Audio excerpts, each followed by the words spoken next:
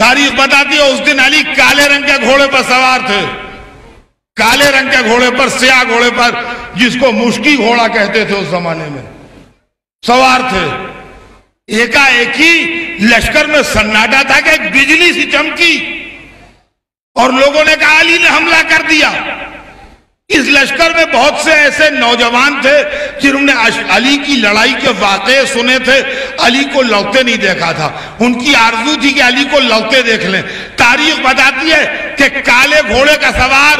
بجلی کی طرح تڑپ کے دشمن کے لشکر کے اندر اتر گیا اور علی کے لشکر والے گھوڑوں کے پٹھوں پر اونچے ہو کے دیکھنے لگے کہ علی کی ایک جھلک دیکھ لیں۔ علیم مولا، علیم مولا، سنیے، اور علی دشمن کے لشکر میں ڈوب چکے تھے، اب علی نہیں دکھائی دے رہے تھے،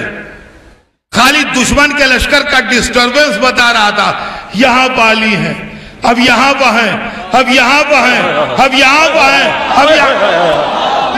ایک دفعہ خون ٹپکتی بھی تلوار لیے ہوئے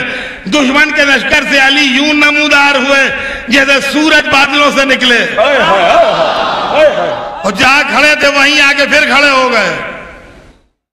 کسی کا خود کاٹنے میں یا سر کاٹنے میں یا جسم کی کوئی ہڈی کاٹنے میں تلوار ذرا سی کچھ ایک جگہ سے ٹیڑھی ہو گئی تھی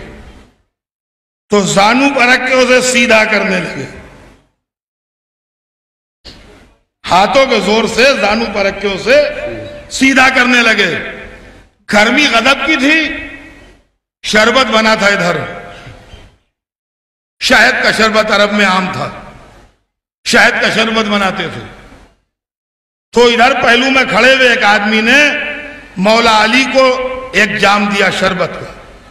ایک گلاس میں شربت پیش کیا، لڑے ہوئے آ بھی رہے تھے، گرمی بھی تھی،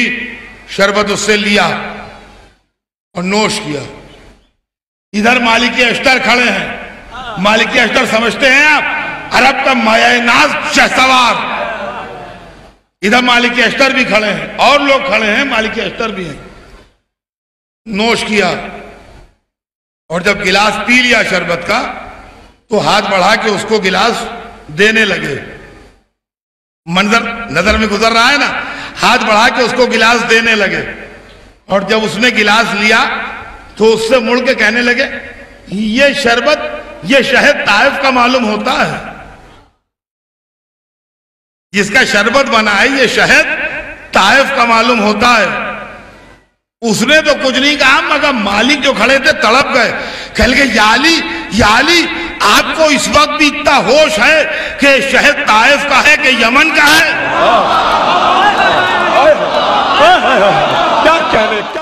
یا علی آپ کو اس وقت بھی اتنا ہوش ہے کہ شہد طائف کا ہے یا یمن کا ہے؟ تو مڑ گئے مالک کی طرف، کہنے لگے بھتیجے تیرے چچا کو کبھی یہ فکر ہی نہیں ہوئی کہ موت اس پر جا رہی ہے یا وہ موت پر جا رہا ہے۔ اور یہ کہتے کہتے ایک دفعہ مالک کہتے ہیں اب جو میں نے نظر اٹھا کے دیکھا تو علی بھی دشمن کے لشکر میں، علی بھی دشمن کے لشکر میں، اور ایک چکر اور دیا،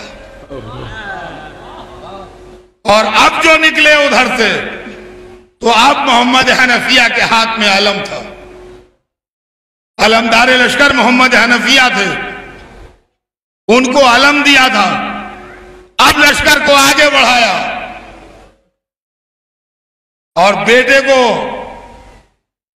تعلیم دی۔ وہ بیٹے کو تعلیم نہیں دی، صبح قیامت تک تعلیم تھی۔ سنیے، فرماتے تقدم یا بنیا تزول الجبال ولا تزل زد فی الارض قدمائک حسن جزائک غیر اللہ جمجمتک انظر ببصرک اقصى القوم وعلم ان النصر من عند اللہ تعالی عز وجل۔ نہج البلاغہ میں ہے، جس کا دل چاہے دیکھ لے۔ فرماتے ہیں میرے بیٹے آگے بڑھ، پہاڑ ہٹ جائے تو نہ ہٹنا، تب فی الارض قدمائک، پیروں پیروں کو زمین کے اندر اتار دینا، حج سے ناجزائے جبڑے پر جبڑے کو جمائے رکھنا، اور اللہ جمجمہ تک اپنے سر کو راہ خدا میں عاریت دے دینا۔ یہ عاریت کے لفظ کی بیوٹی آپ سمجھے کیا ہے؟ عاریت جو چیز دی جاتی ہے وہ مل جاتی ہے، جو مستقل دی جاتی ہے وہ نہیں ملتی۔ عاریت دے دینے کا مطلب یہ ہے جو سر راہ خدا میں دو گے واپس آ جائے گا۔ کا اکثر قوم آخری ٹارگٹ پر نظر رہے، آخری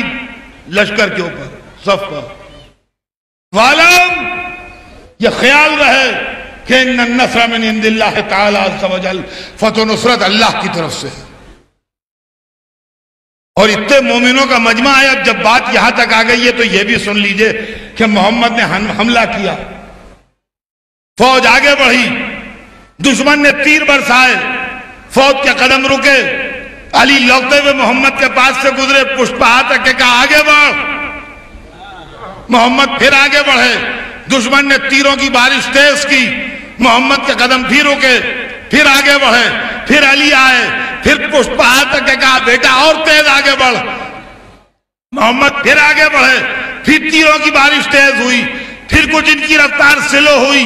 یہ منظر امام حسن دیکھ رہے تھے، تلوار نکالی، آگے بڑھنا شروع کیا لشکر کو لے کے،